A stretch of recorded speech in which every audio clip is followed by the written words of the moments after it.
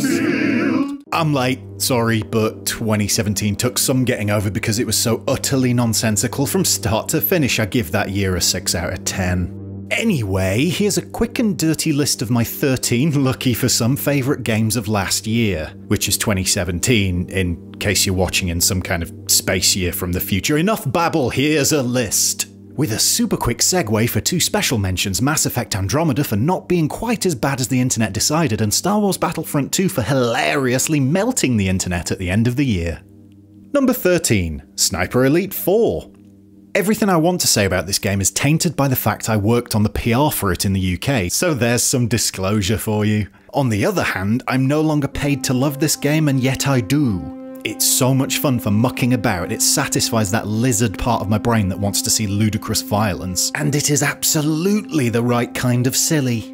Number 12, Stardew Valley. This one's cheating as it's a 2016 release, but then it's my list, my rules, deal with it. Anyway, Stardew Valley re-released on Switch in 2017 and reminded me just why I love it so very much. Farming's cool and you know it. Also, I still have no time for relationships because crops matter too much and neatness is secondary to efficient blueberry positioning. Facts. Number 11, South Park The Fractured But Whole. I wasn't as surprised by this one as I was The Stick of Truth, but then that is actually a good thing. And hey, I know someone as cool and funky as me isn't allowed to like South Park anymore because Twitter said so, but I do love it. It's hard not to after 20 years. But not to get bogged down in that, The Fractured But Whole is great fun and short enough to not demand 500 hours, which is actually hypocritical for this list, as you'll soon find out.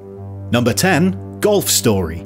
It's everybody's golf the RPG, therefore is life. Number 9, XCOM 2 War of the Chosen. I actually forgot this game existed. It came out in the summer, I got it, then other things happened and I lost my concentration. Anyway, I started playing it over the festive break and it's absolutely brilliant, adding in a bunch of daft new story stuff and progression and development mechanics to mix things up a bit. Plus your troops can become bestie friends, which is sweet until they die.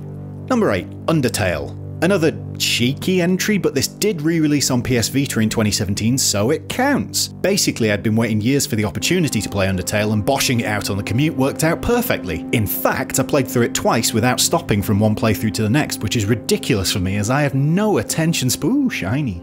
Number 7, Mario Odyssey. Yes, 7th. Now, this is only solo because I haven't played it properly and in full, thus meaning once again everything I say about it is null and void. Still, what I have played is showing itself to be absolutely stunningly brilliant and almost, though not quite, as good as the Nintendo Defense Force says it is. I mean, it'd never be as good as they say, but it's nearly there. Number 6, What Remains of Edith Finch. I ignored this as I'm a bad man, but eventually listened to the hype from the sorts of people I am prone to listening to. They were right. The hype was right. I'm still digesting both the game itself and the fact that other people were right about something being really good. Who knew? It's a great story wrapped around a great bunch of stories, and telling you anything about it would ruin it. Just play it, yeah?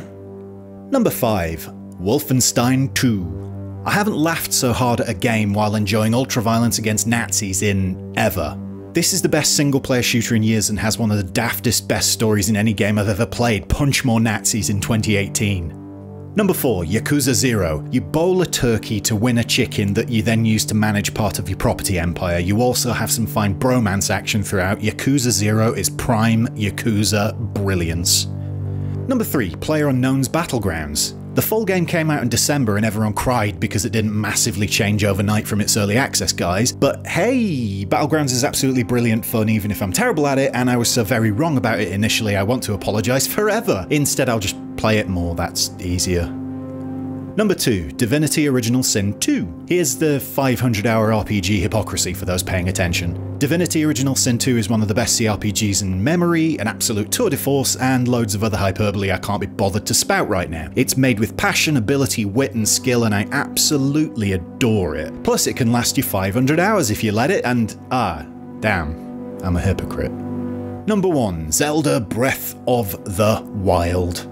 I mean, I still refuse to say this means I like Zelda games, as I don't think I do, but Breath of the Wild is the best game of the year for me, bar none. Endlessly creative, open enough to allow me to muck about a lot, I may have mentioned I love mucking about, and the sort of thing that lets you ride on trees if you game the system enough. Also, the ability to climb almost any surface needs to be added to every future game, otherwise I'll get pissed off with not being able to do it. I have spoken. That may be the list proper, but I'm bookending it with a few more special mentions because I get to make up my rules as I go along. So you've got FTL Faster Than Light and Metal Gear Solid 5 in the specials, as I'll never stop playing either of them, so they'll always be in my top list. There's also an unspecial mention to Football Manager 2018, as it's not a game I play and more of just a thing I do to survive. See also Skyrim on Switch, which really would have been in the main list were it not for the fact that to me it isn't a game. It's more a natural function for me, like breathing or pooing, which coincidentally is something I can now do while playing Skyrim on Switch. Portability is our true saviour here. Thanks for watching and listening with your face and bits, and maybe reading if you use subtitles. Hello subtitle people, I hope my subtitles are useful to you for whatever reason you might need to use them. Please do like, share, subscribe, all that jazz, and I'll see you in the next video, which will either be about something in 2018 or like 1992. I'm not decided yet. Also, I now have a Patreon, which you can find the link to in the description. If you like my work and you got a bit of change spare, consider chipping in. If you can't or don't want to, that's also fine, I still love you. I'd like to give a big old thanks to the following folks for their $5 or more support on Patreon. Without you, I'd be dead, though we have established that's a lie. Video Brains or Jake Tucker, Robbie Sabo, Lola Osman, Jake Laverde. You're all good people and a good dog. Thank you for your continued support, it makes me feel all warm inside.